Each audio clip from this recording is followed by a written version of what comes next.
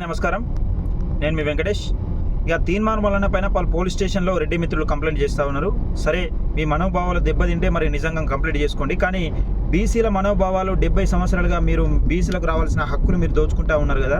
మరి మా మనోభావాలు ఎంత దెబ్బతినాలి, ఏ రకంగా అణచివేత గురి చేసిరు అనేది మా బీసీల మనోభావాలు మాకు ఉండే బీసీల మనోభావాలు.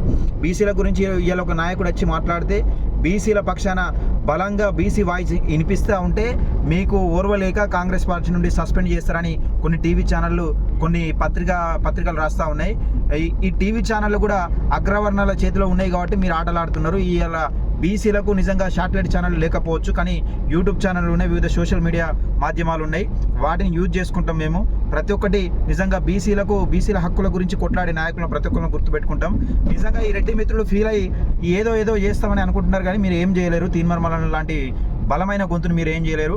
ఒకవేళ నిజంగానే మీకు అంత అది ఉంటే నిజంగా బాగా రెచ్చిపోకండి. ఎందుకంటే బీసీలు తలుచుకుంటే కనీసం మీరు ఒక గ్రామ పంచాయతీలో ఒక సర్పంచ్ కూడా గెలవలేరు. మీరు గ్రామ పంచాయతీలో ఒక సర్పంచ్ కూడా గెలవలేరు. ఇప్పుడు జనరల్ స్థానాలు వచ్చినాయంటే ప్రతి ఒక్కరు బీసీలు జనరల్ స్థానాలలో కూడా దుంకుతారు. కానీ కాకపోతే వాస్తవం ఏంటంటే అక్కడ రిజర్వేషన్లు అనేది ఈడబ్ల్యూఎస్ రిజర్వేషన్ల కోసం బలంగా కొట్లాడుతున్న నాయకుడు తీన్మార్ మల్లన్న. కాబట్టి అక్కడ విషయమైన తీన్మార్ మల్లన్న అణగదొక్కేందుకు ఈ ప్రయత్నాలు జరుగుతున్నాయి. అందుకని మీరు వెనక ముందు ఆలోచించకుండా ఇష్టమైన కామెంట్లు పెట్టడం సరికాదు. దయచేసి ఈ వీడియోను బీసీ మిత్రులు ఎక్కువ మందికి షేర్ చేసే ప్రయత్నం చేయండి. లైక్ చేయండి, షేర్ చేయండి.